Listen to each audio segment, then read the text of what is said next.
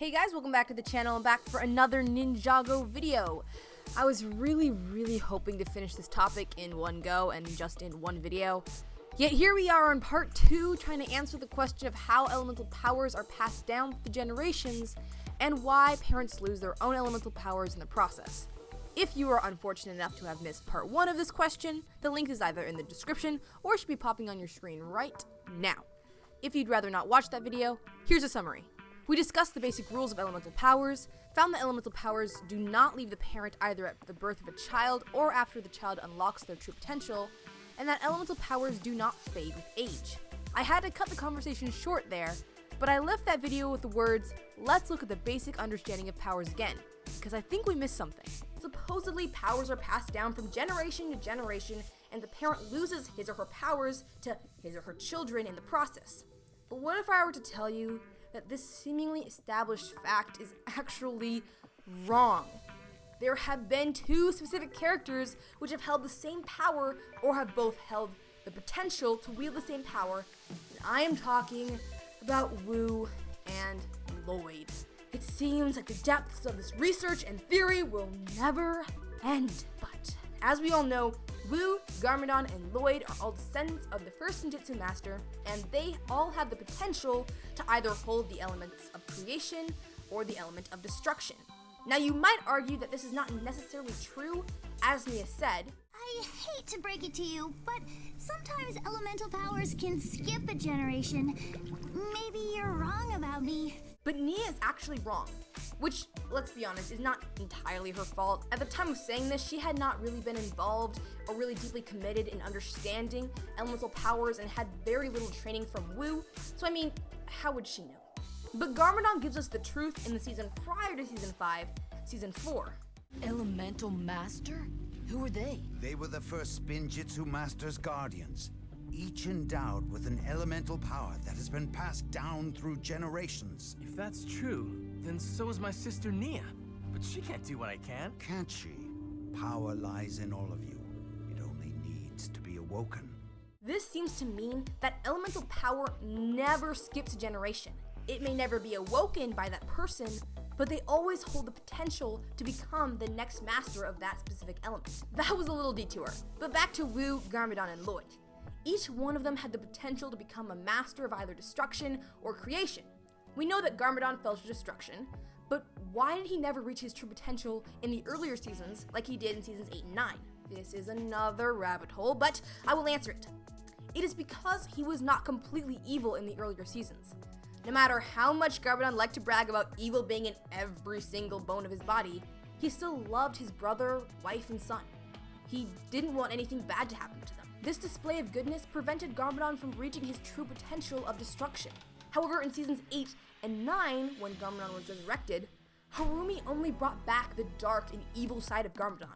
There was no goodness or light at all, only darkness and blackness.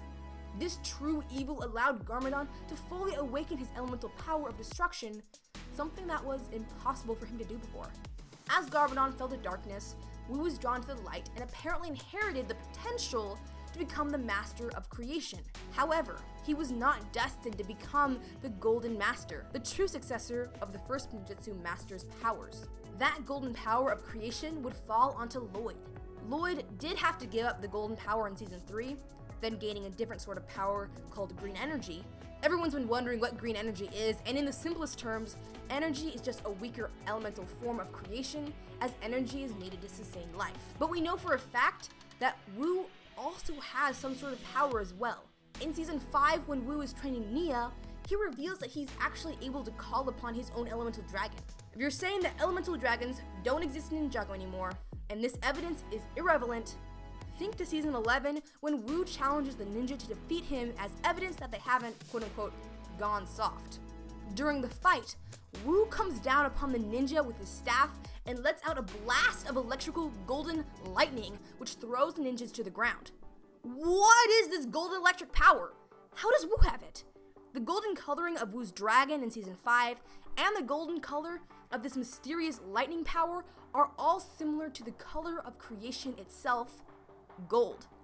But I thought that power was passed down to Lloyd. Why does Wu still have it? Moreover, if he has it, Why hasn't he been using it? Though this might seem like we're back at square one, I think we're actually coming close to the truth about how elemental powers work. Oh, glorious day. This is so long. This has been such a long research project. Okay, so we now know that Wu and Lloyd both have different variations of the elemental power of creation. Lloyd has the well-known element of energy, while Wu has a mysterious golden power. What does this mean? It means that elemental energy never fully leaves a person it has inhabited in the past. Some of the power always stays behind, but not much of it. In Wu's case, Lloyd is now the next holder of the golden power / creation / green energy. But some of the power still exists within Wu, it is only weakened. That is why he doesn't use it very often. He can't. He doesn't actually have the ability to. Most of the power has transferred onto Lloyd, but Wu still remembers how to use some of it. But of course, does this theory actually hold up against other characters such as Rey and Maya? Actually, yes. I have an explanation for how they lost their powers and why Rey was surprised when Kai had inherited his fire power. The simple answer is, Rey and Maya stopped practicing their powers. That's it. We saw in season 11 that if the ninja do not constantly practice their powers, then the power fades within them. Cole is an excellent example of this. Come on, guys, we can take him. You want to rumble? You got the rumble. What? Your elemental powers no longer obey you. Well, I haven't forgotten how to use mine. The powers no longer obey? If an elemental master does not practice, then their powers grow thin and could even ultimately disappear. This is what must have happened between Rey and Maya. They wanted to start a life together, creating a family without their past of fighting and war getting in the way. They had fought for their home during the Serpentine War and during the war against Crux and Acronix. They wanted to leave that life behind and live simply, one with the rest of the people. So they laid down their weapons and put away their powers so they could raise up their children as normal kids untainted by the thoughts of war and violence. Without use, their powers weakened inside them without Rey or Maya realizing until they had fully disappeared. Rey and Maya didn't mind the slight loss. They had no use for the power, so its disappearance meant nothing to them. Rey was surprised when he saw that Kai held his powers since he thought they had simply disappeared. And Rey and Maya continued to live without powers, not wanting them in the slightest. And I hear you all out there. The theory can't hold up, but I have one final piece of evidence that will prove that the so-called former masters still hold some elemental power. And this piece comes from season 15 when Wu tells Kai to attack Rey with fire out in the yard of the monastery. Of course, this is all meant to be a joke, but in the end, we find that Wu actually did mean to observe the current and former master of fire. So I guess I'll have no one to play Prime Empire with. Wait, I'm not going on the mission. Wu wants to study the current and previous masters of fire. That's you and me, Pops. Your old man still lots of moves. Real great, Dad. But we're just sparring for Master Wu's little research project, so don't hurt yourself, okay? It's a valuable opportunity to study the effect of elemental powers on a former master. But sparring isn't what I had in mind. Kai, would you kindly direct a burst of fire at Rey? What now? He seemed to be completely serious and actually kept both Kai and Rey at the monastery in order to test them, rather than sending them off with the rest of the party to complete their missions. That seems to be a very important decision to make. But why? If Rey supposedly has no powers, then why would it be important to see the difference between the current and former Masters of Fire? I believe it was because Wu still knew that Rey had elemental strength within him, if only he were forced to look for it. Rey can still access some part of his fire elemental strength, just as Wu is able to access some of that golden power within him, but not much of it. So, have I solved it? Is this how elemental powers actually work? Elemental powers are passed down from an older generation to a new generation. However, the older generation is still allowed to hold a small portion of the energy they once had. This weakened energy allows them to access their elemental powers in small doses, but only if they practice it on a daily basis, just like with other elemental holders. If not, it might seem that they had lost their elemental powers. But like with all elemental holders and elemental masters, the power only needs to be reawakened.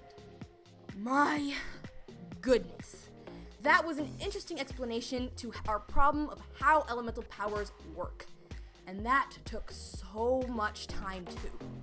So, at the end of all that, what are your guys' thoughts? Can you make sense of the complicated logic that makes up this theory? Do you guys see any flaws? Probably. Or possible holes? Yeah, I can see you guys pointing some of those out. That could destroy this theory with one go? Let me know down in the comments what you guys think about this theory, and give your own explanations for why elemental powers work the way they do. And, as always, if you enjoyed this video, don't forget to give me a like and to click that subscribe button so that you'll never miss another one of my videos. Thanks so much for watching, and I hope to see y'all in my next video.